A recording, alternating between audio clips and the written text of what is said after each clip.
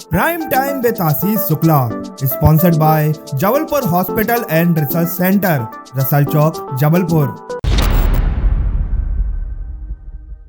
Yash Bharat prime time with Ashish Shukla में आज बड़े यश भारत के लिए और जबलपुर के लिए गौरव की बात है कि हमारे साथ डॉक्टर मीनू वाजपेयी जी मौजूद हैं। पहले मैं उनका यश भारत में स्वागत करता हूं। आपका जबलपुर में भी स्वागत और यश भारत में। मीनू वाजपेयी जी के परिचय के लिए मेरे को डायरी पेन में लिखना पड़ा कि वाजपेयी जी ने अपने जीवन काल में क्या क्या किया। सबसे महत्वपूर्ण बात 40 वर्षों तक डॉक्टर वाजपेयी ने एम्स दिल्ली में अपनी सेवाएं दी। बच्चों की शल्य चिकित्सक के HOD थे वहाँ पे, और दिन प्रतिदिन अपने काम में उनकी तत्परता को देखते हुए वह एम्स के डीन तक बने, और डीन के अलावा बच्चों के जो विशेषज्ञ होते हैं उनकी शाखा के प्रमुख भी बने।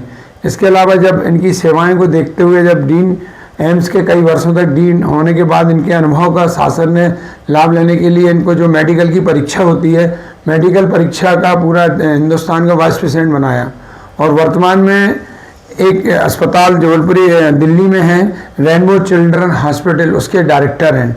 सबसे महत्वपूर्ण बात यह है कि जो लड़का MBBS करने के बाद PG की परीक्षा देता है, उसके ये इंचार्ज हैं, वो पूरी परीक्षा PG की वाजपेयी जी के ही दिशानिर्देशन में चलती है। तो अपन एक साथ चिकित्सक बनना और चिकित्सक बनाने के लिए चिकित्सकों का गुरु बनाना, ये दोनों काम इतने हिंदुस्तान के महत्वपूर्ण वाजपेयी जी के पास हैं। मैं पत्रकारिता की दुनिया में कभी ये सोचा नहीं था कि ऐसे व्यक्तित्व से भी मैं साक्षात्कार लूँगा, जो क्योंकि आने वाला जो भविष्य हमें देख रहा है चिकित्सा में युवाओं को लाना, मैंने डॉक्टर बनाने में बहुत कठिन और महत्वपूर्ण कार्य जो वाजपेयी जी के हाथों में है। सबसे पहले वाजपेयी जी, मैं आपसे सीधे छात्रों को लेकर बात करता हूँ कि हिंदुस्तान में चिकित्सक हर साल कितने बनते हैं?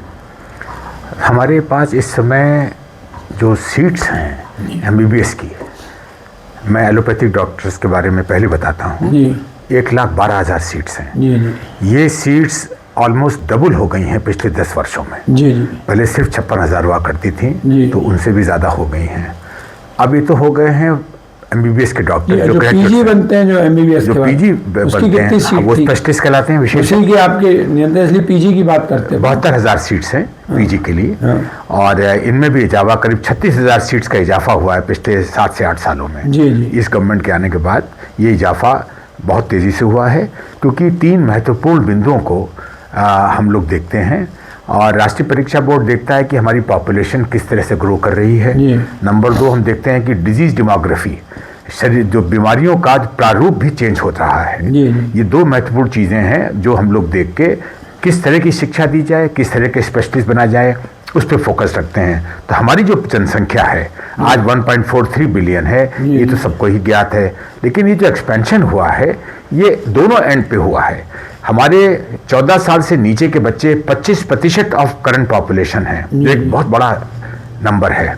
इसलिए हमको बच्चों से संबंधित जो विशेषज्ञ बनाने की बहुत ज़रूरत थी, जिसके लिए हम लोगों ने स्टेप लिए। हमारे पास 41 फेलोशिप जो टोटल हैं, उसमें 17 फेलोशिप सिर्फ बच्चों की हैं। ये स्किल एनहांसमेंट कोर्सेज हैं। दूसरा एंड हमारा है एल्डरली का। आप इससे समझ सकते हैं कि 65 वर्ष से ऊपर की आयु के हमारे जो प्रिय सिटीजन्स हैं, उनकी संख्या 7.2% है आज, जो कि 1990 में 3.3% थी, जबकि पॉपुलेशन सिर्फ 90 करोड़ थी। तो 1.43 बिलियन का 7% एक बहुत महत्वपूर्ण इजाफा है। तो हमने एल्डरली के लिए नए कोर्स शुरू कर रहे हैं, ताकि उनकी बीमारियां अलग तरह की होती हैं। स्ट्रोक्स होते हैं, रीनल फेलियर होता है, ट्रांसप्लांट की ज़रूरत पड़ जाती है उनको, हार्ट अटैक्स, इस तरह की बीमारियां एल्डरली में ज़्यादा होती हैं। हालांकि कोविड के बाद यंगर एज में भी होने लगी हैं, बट हम लोगों ने उस चीज़ को ध्यान में रखते हुए इसके तरह के नए कोर्सेज भी शुरू कर दिए हैं। तो ये 2 चीज़ें हो गई, एक तो डिजीज़ की। दूसरी डिजीज़ की जो बात, एक तो डेमोग्राफी एज की हो गई। जो बीमारियों की प्रारूप चेंज हुआ है वो ये हुआ है कि आज 1990 के आसपास ज़्यादातर कम्युनिकेबल डिजीजेज, इन्फेक्शंस, कॉलरा, बहुत महत्वपूर्ण 50% ऑफ डिजीज बर्डन उन चीज़ों को होता था। आज non communicable diseases, heart attack, stroke, cancer, ये बढ़ गए हैं। ब्रेन हेमरेज ज्यादा हो रहा है। ब्रेन हेमरेज ज्यादा है। तो ये सब जो चेंज हुआ है नॉन कम्युनिकेबल डिजीज में, उसकी तरफ फिर राष्ट्रीय परीक्षा बोर्ड ने ध्यान दिया ताकि हमारे चिकित्सक उन चीजों के लिए हस्त हों, तो वो हमने कोर्सेज शुरू करे। तो इस तरह से जैसे कि आपने पूछा कि हमारी जो इजाफा हुआ है पोस्ट ग्रेजुएट विशेषज्ञ बनाने का, वो प्रारूप चेंज होता रहता है अपनी कंट्री की रिक्वायरमेंट के हिसाब से। तो ये एक चेंज हुआ है। एक थोड़े अटपटा सा सवाल है लेकिन आदमियों के चर्चा में रहती है। पीजी की जो परीक्षाएं होती है उसमें कई बार ऐसा कुछ समझ में आता है कि कुछ गलतियां हुई हैं। ये कानून क्या होता है गलतियों का? मैं आपको यहाँ पे एक क्लियर डिफरेंस बताना चाहता हूँ जो कि अमूमन लोगों के कन्फ्यूजन में आया था। पिछले 2-3 हादसे ऐसे हुए बहुत कुछ महीनों पहले ही। हमारा जो national eligibility and entrance examination है, ये एमबीबीएस के डॉक्टर्स लेते हैं पीजी एडमिशन्स के लिए, इसे नीट कहते हैं। दूसरा नीट है जो वो इंटरमीडिएट के बच्चे जो एमबीबीएस के एंट्रेंस के लेते हैं। ये अनियमितताएं जो सुनने में मिली थी, जिनकी जांचें चल रही हैं, ये उसके लिए हुई हैं। मैं बड़े हर्ष से आपको शेयर करना चाहता हूं अपनी जनता के साथ और आपके साथ, आज तक कभी भी नीट पीजी एग्जाम में कभी कोई अनियमितताएं नहीं हुई है। इसका मुख्य कारण ये है, एक तो हमारी जो कंट्रोल मैकेनिज्म्स हैं बहुत स्ट्रांग हैं। अगर आप इस पे हमें अलाउ करें, एक बधाई भी देना चाहता हूँ आपको। पीजी की जो आप परीक्षा लेते हैं वो आप कागज में बिना पेपरलेस करते हैं। पेपरलेस है। इसके लिए आप ऐसा कुछ नहीं हो कि नीट की जो एमबीबीएस 12वीं के बच्चे उनका कब तक पेपरलेस होगा? देखिए उस क्षेत्र में चूंकि मेरा दखल नहीं है, लेकिन आने वाले समय में जिस हिसाब से सरकार ने चीज़ों का संज्ञान लिया है, मुझे पूर्ण विश्वास है और कुछ और चीज़ों का देखते हुए मैं कॉन्फिडेंस से कह सकता हूँ कि बहुत शीघ्र ही उस पर भी विचार किया जाएगा और ये जो अनियमितताएं की चांसेस हैं वो मिनिमाइज कर दिए जाएंगे। और हम लोगों ने जो तरीका अपनाया था वो मैं शेयर कर लूं ताकि जो सुनने वाले हैं उनको पता चलेगा। वो ये है कि हम लोगों ने एक ह्यूज क्वेश्चन बैंक बनाया जो डिजिटल था। से रैंडमली हम लोग स्पेशलिटी वाइज क्वेश्चन सेलेक्ट करते हैं और ये कंप्यूटर बेस्ड टेस्ट होता है पूरी कंट्री में, और अभी तक हम लोग एक ही सेशन में करते आए। ये जो अभी प्रॉब्लम आ गई थी एनईटी में, तो उसकी देखते हुए हमने 2 सेशन किए, लेकिन एक सेशन में एक सीडी में हम लोग क्वेश्चंस बर्न करते थे, एनक्रिप्टेड होते थे। सिर्फ 4 घंटे पहले एग्जाम के उन क्वेश्चनों का संकलन किया जाता था। क्वेश्चन तैयार रहते थे लेकिन उनको क्या क्वेश्चन बच्चा देखेगा कंप्यूटर पे सिर्फ 4 घंटे पहले आता था और उसको हम लोग डिसिपेट कर देते थे एक साथ। तो ये एक ऐसी प्रक्रिया थी जिसमें पेपर लीक होने की चांसेस 0 हो चुके थे। तो ये एक बड़ा अच्छा था। इसकी काफ़ी तफ्तीश भी हुई क्योंकि पिछले 2-3 जो प्रॉब्लम हुई और एग्ज़ाम में, उसको देखते हुए संज्ञान लिया गया और देखा गया कि हम लोगों में क्या खूबी थी कि कभी लीक नहीं हुई। ये चीज़ें सामने आई और मुझे लगता है कि और संस्थाएं भी इसका फॉलोअप करेंगी। अब वर्तमान में जहाँ आप बैठे हैं वहाँ से पूरा हिंदुस्तान आपको दिखता है और अपन देखते कई बार अपने यहाँ के बच्चे रूस जाते हैं, कहीं यूक्रेन जाते हैं और वहाँ पे सवाल भी उठता है कि वहाँ अच्छे रैंक से पढ़ाई नहीं होती, फिर आप लोग यहाँ एक एग्ज़ाम लेते तब उनको क्वालिफाई करते हैं। तो वो पल कब आएगा जब अपना बच्चा रूस यूक्रेन यहाँ जाना बंद करे? बहुत इम्पोर्टेंट सवाल है जी। और जिस तरह से आपने ये बात पूछी और ये चिंता का भी विषय रहा हमारी सरकार के लिए भी, हमारे परीक्षा बोर्ड जितने भी हैं, नेशनल मेडिकल कमीशन जो हमारी रेगुलेटरी बॉडी है उसके अंडर में, इसमें हम लोगों ने ये देखा कि हमारी कंट्री में लोकसभा फिगर बता रहा हूँ 70,000 हॉस्पिटल्स हैं। जी 70,000 अस्पताल हैं मिडिल एंड लार्ज सेगमेंट मिला के। जो लार्ज सेगमेंट कॉर्पोरेट हॉस्पिटल में हैं उनमें पेशेंट्स की संख्या बहुत होती है, विविध प्रकार की बीमारियों का ट्रीटमेंट होता है और वो एक क्लिनिकल मटेरियल है ट्रेनिंग के लिए जिसको अभी तक टैप नहीं किया गया है आमतौर पे। हम लोगों ने राष्ट्रीय परीक्षा बोर्ड में पूर्व मंत्री जी के साथ ये इस पे ब्रेनस्टॉर्मिंग करी थी और हम लोगों ने इस पे एक पोजीशन ली कि हम एमबीबीएस अपने प्राइवेट अस्पतालों में भी शुरू करा देंगे। इसमें एक अस्पताल मैंने मेडिकल कॉलेज नहीं, अस्पतालों में प्राइवेट हॉस्पिटल्स जो होते हैं, मैं नाम नहीं ले रहा हूं लेकिन बहुत बड़े हॉस्पिटल हमारे यहाँ हैं और 300 प्लस बेड 400 प्लस बेड के बहुत से हॉस्पिटल हैं और इनमें जो पेशेंट आते हैं, डॉक्टर बनते समय इन्हीं से तो सीखा जाता है मरीज का इलाज। हम लोगों ने एमबीबीएस को इसमें भी इंट्रोड्यूस करने के लिए एक बड़ी कमेटी बना के इस पर बहुत सीरियस डिस्कशन हो रहा है। और मैं समझता हूं कि इसकी जब हम लोग इसके बाहर निकल के आएंगे तो jury still out as I said कि हम लोग इसको इंट्रोड्यूस करेंगे। इसमें दो कमियां थी कि प्री क्लिनिकल एनाटॉमी फिजियोलॉजी और पैरा क्लिनिकल नहीं होता है, अस्पतालों में इलाज होता है, ये सब चीजें नहीं होती हैं। ये सब आप इतना जब महत्वपूर्ण कार्य में लगे हुए हैं तो हमेशा ये अपन सोचते हैं कि अपना बच्चा रूस यूक्रेन पढ़ने जाता है, डॉक्टरी की पढ़ाई करने जाता है, लेकिन उस बच्चे को भी लौट के आगे एग्जाम देना पड़ता है, तब आप उसको कहते हैं कि आप प्रैक्टिस कर सकते हैं। तो वो पल कब आएगा जब हिंदुस्तान का बच्चा यही डॉक्टर बनेगा और यहाँ ही उसकी पूरी पढ़ाई और रूस और यूक्रेन की साइड रोड से सहारा ना लेना पड़े। ये बहुत महत्वपूर्ण क्वेश्चन है हमारे देश की चिकित्सा व्यवस्था के लिए। और करीब 36,000 बच्चे ऐसे हैं जो कि बाहर से पढ़ के आए और लाइसेंस के एग्जाम दे रहे हैं जी। और उनमें पास रेट इतनी अच्छी नहीं है जितनी हम लोग चाहते हैं, क्योंकि वहाँ की पढ़ाई का स्टैंडर्ड या जो भी और रीजन है, कल्चरल चेंज होता है, बच्चा वहाँ जाता है, खान पान, क्लाइमेट, लैंग्वेज सब चेंज हो जाती है, बच्चा अपने घर से दूर रहता है, बहुत से कारण हैं, लेकिन पढ़ाई का वो स्टैंडर्ड नहीं ला पाए। प्लस हमारी billions of dollars of economy वहाँ चली जाती है, हमारा इतना खर्चा होता है जो कि बाहर फॉरेन करेंसी में जाता है। तो इसलिए हम लोगों ने इस पे बहुत गंभीर शीर्षतम लेवल पे, आप समझ सकते हैं देश के शीर्ष लेवल पे सरकार ने इस पे बहुत संज्ञान लिया और स्वास्थ्य मंत्री और हम लोगों ने सब मिलके हमने ये देखा कि हमारी कंट्री में 70,000 हॉस्पिटल्स हैं टोटल, प्राइवेट और सरकारी मिला के, और इनको मिड एंड लार्ज सेगमेंट मिलके अगर हम सिर्फ कॉर्पोरेट हॉस्पिटल भी देखें तो इसमें इतने पर्याप्त बेड्स होते हैं और पेशेंट्स होते हैं कि उनसे ट्रेनिंग डॉक्टर की जाती है, जैसा कि पेशेंट्स देख के ही डॉक्टर बनते हैं, सीखते हैं। तो हम लोगों ने इस समय हमारे पास राष्ट्रीय परीक्षा बोर्ड के अंडर में 1700 हॉस्पिटल हैं। ये 1700 अस्पताल में डॉक्टर बनाए जा रहे हैं। जी, 1700 मेडिकल कॉलेज है।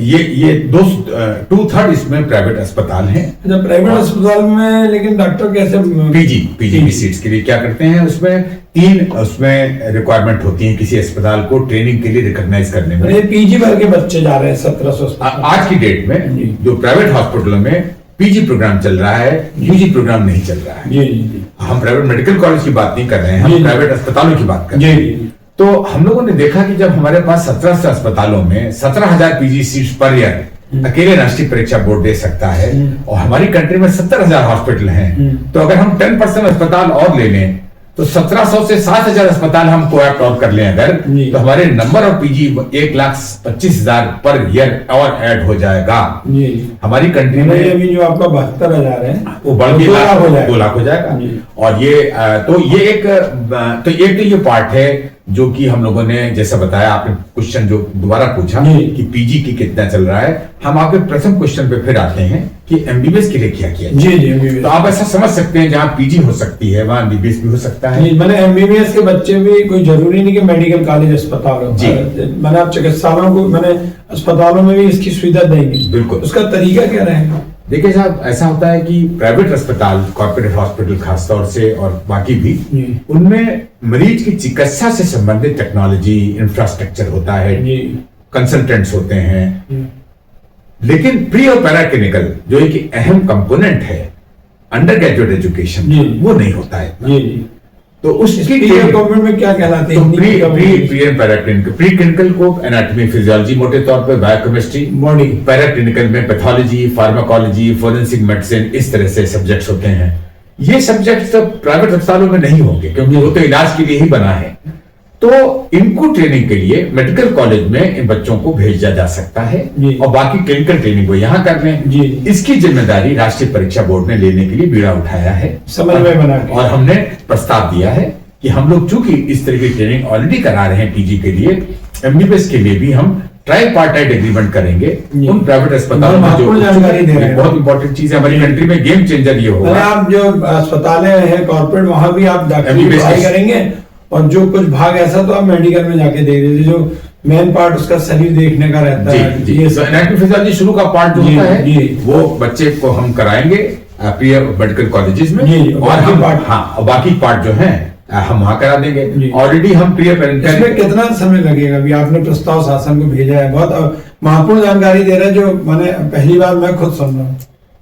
इस पे हम लोगों ने जो प्रस्ताव दिया था तो मंत्री जी ने बुला के प्राइवेट अस्पतालों को बुला के आह्वान किया, उनके सामने प्रेजेंटेशन हम लोगों ने दिया और उससे बहुत वो लोग प्रेरित हैं। उनको भी आगे आना होगा इस चीज के लिए। हो गया, हम लोगों ने अपनी इच्छा जाहिर भी की है और इसके लिए रूल बना दिए हैं। उत्साह बहुत है, ये चीज कभी भी शुरू हो सकती है और इसके जो भी बिंदु होते हैं कभी कभी रेगुलेटरी, उन पे विचार किया जा रहा है। मुझे विश्वास है कि इसके विचार के बाद जो भी प्रॉब्लम होंगी उनको ओवरकम करते हुए हो जाना चाहिए। मतलब ये लेकिन बच्चे आएंगे नीट के थ्रू, बच्चे जो आएंगे वो एमबीबीएस की जो एंट्रेंस हो रही है, हाँ, जैसे मैंने आपने ये क्वेश्चन अच्छा इससे महत्वपूर्ण पूछा। हम पिछली बार हमने 2,18,000 बच्चों का एमबीबीएस के डॉक्टर्स का पीजी एंट्रेंस के लिए एग्जाम लिया, 72,000 सीट्स के लिए। तो 72,000 घटा दीजिए तो बाकी बच्चों को तो पीजी नहीं मिली ना। तो ये तो ग्रुप हो गया पीजी के लिए इजाफा जो हम कर रहे हैं, तो उसके लिए हम जॉइंट एक्रेडिटेशन कर रहे हैं। उसके बारे में मैं अभी फिर बताऊंगा। ये जो आपने पूछा कि इन बच्चों का सिलेक्शन कैसे होगा, ये बच्चे क्लास 12 जो नेशनल एलिजिबिलिटी टेस्ट होता है उसके थ्रू आते हैं और लाखों बच्चे देते हैं।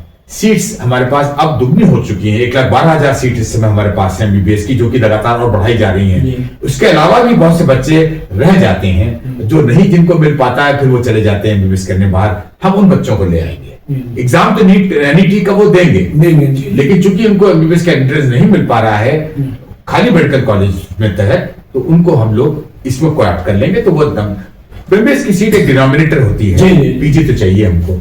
अब आ जाते हैं अपने पीजी की सीट्स कैसे और बढ़ाई जाए। तो जैसे मैंने कहा जॉइंट एक्रेडिटेशन स्कीम एक हमने लॉन्च करी, अगेन मंत्री जी ने लॉन्च भी कर दी इसको। जॉइंट एक्रेडिटेशन स्कीम का तात्पर्य ये होता है, जैसे मैंने बताया आपको कि हमारे पास कंट्री में 17,000 हॉस्पिटल हैं और हम इस समय 1700 अस्पताल में 17,000 पीजी दे रहे हैं।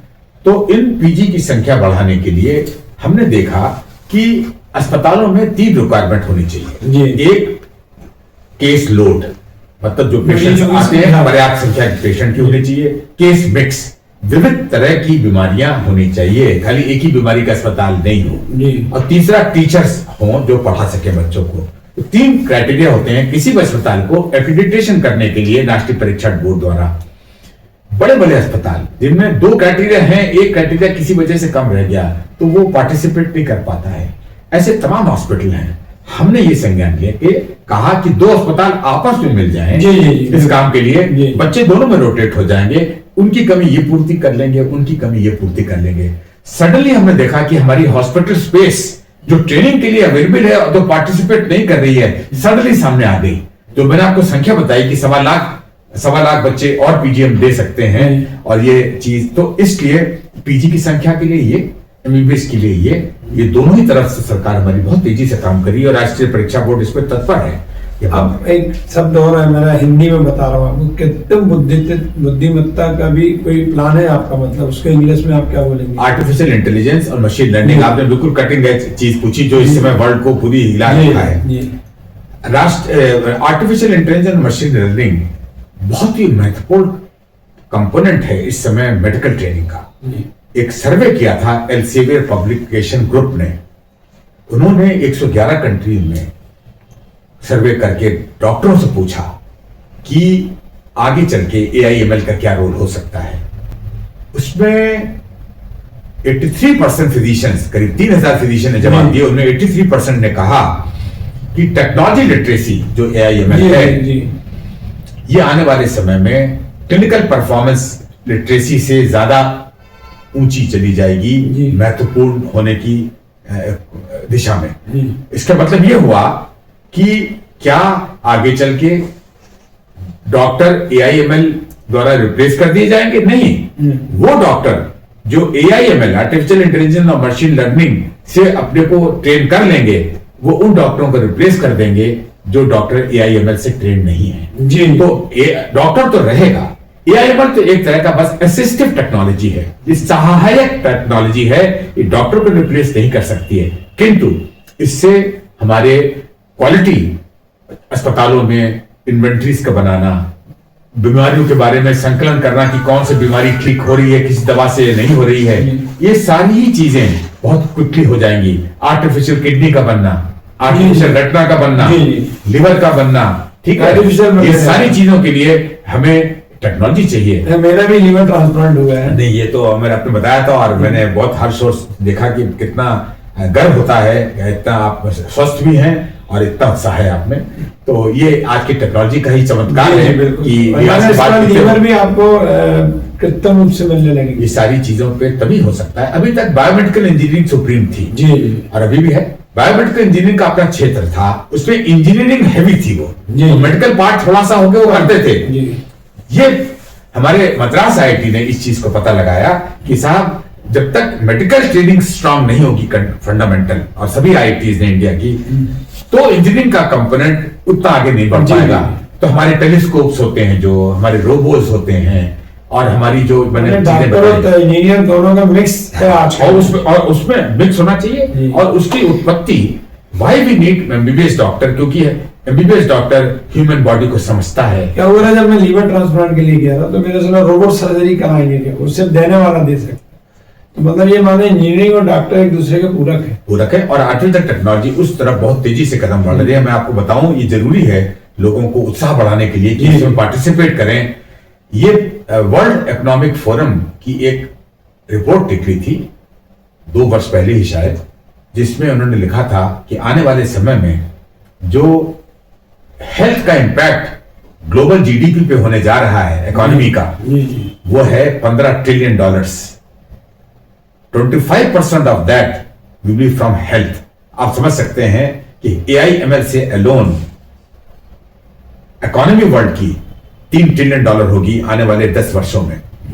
इसके लिए और हमारी कंट्री के अलावा इतने डॉक्टर्स और कोई प्रोड्यूस ही नहीं कर सकता। This is an open secret, क्योंकि हमारे एजुकेशन सिस्टम बहुत स्ट्रांग है, हमारी जनसंख्या बहुत स्ट्रांग है, जिसको हम पॉजिटिव रूप में लेते हैं कि हमारी स्ट्रेंथ है ये। और इसलिए हम समझते हैं कि हम लोग जो $1 ट्रिलियन इकोनॉमी, $5 ट्रिलियन की इकोनॉमी के बारे में मोदी जी कह रहे हैं, हमारे प्रधानमंत्री जी, और उन्होंने वो रियलिस्टिक फिगर दी है कि वो अचीवेबल है। और हेल्थ कंपोनेंट इसको एक बड़े रूप में सिग्निफिकेंट कंट्रीब्यूशन दे रहा है और दे सकता है। एक सवाल आपका एम्स से जुड़ा है। अधिकांश समय जब हम लोग जबलपुर वाले रहते हैं, कोई बीमारी होती तो सबकी इच्छा होती है कि एम्स में इलाज हो जाए तो बेहतर होगा।